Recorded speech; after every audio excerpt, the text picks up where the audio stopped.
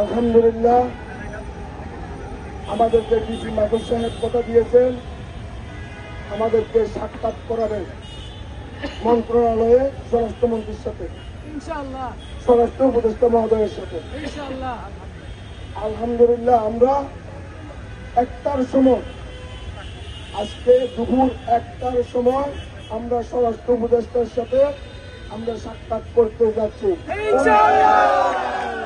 অন্য কোন সচিব কেউ না, আজকে স্বরাষ্ট্র উপদেষ্টা মহোদয়। তাই বলে কি যাচ্ছি, যতক্ষণ পর্যন্ত আমাদের দাবি মানবে না আমরা আমাদের পথ থেকে সরব না। তবে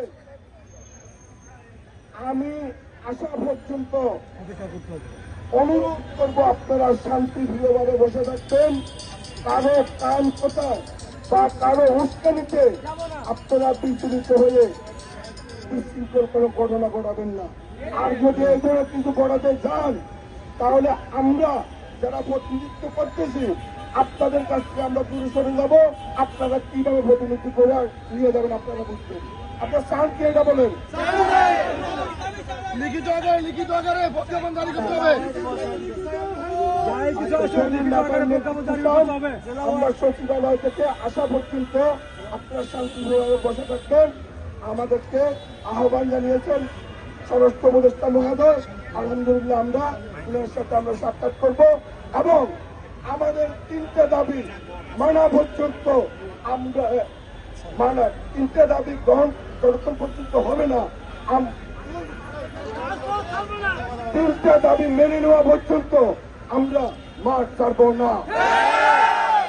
একটা দাবিও যদি কম হয় আমরা মাঠ ছাড়ব না। সর্বপ্রথম কি আমরা পিসির আদালত, সিওর কোর্ট, ডিসি সামারি সাহেবের কোর্ট যারা আমরা চাকরিচ্যুত হয়েছি প্রত্যেকের চাকরিকে পুনর্বহাল করতে হবে। আমাদের নিরপরাধ জেলবন্দীকে মুক্তি দিতে হবে এবং 3 নম্বরে খুনের উন্মোচনা ব্যতীত শব্দটি বাদ দিয়ে স্বাধীন তদন্ত কমিশনকে স্বাধীনভাবে কাজ করার সুযোগ দিতে হবে। এই 3টে দাবি আমাদের প্রাণের দাবি। আমি স্পষ্টভাবে বলছি, আমরা আসা পর্যন্ত আপনারা অপেক্ষা করবেন। আমরা যে রুট ম্যাপে ঘোষণা দিয়েছিলাম যমুনা পর্যন্ত, আমরা আসা পর্যন্ত এটা আমি স্টপ করলাম। শান্তিপূর্ণভাবে আপনারা অবস্থান গ্রহণ করুন। আপনাদের প্রতি বিনীতভাবে অনুরোধ রইল, আপনারা কারো কথায় গুজবে কান দিয়ে কোনো কিছু করার চেষ্টা করবেন না।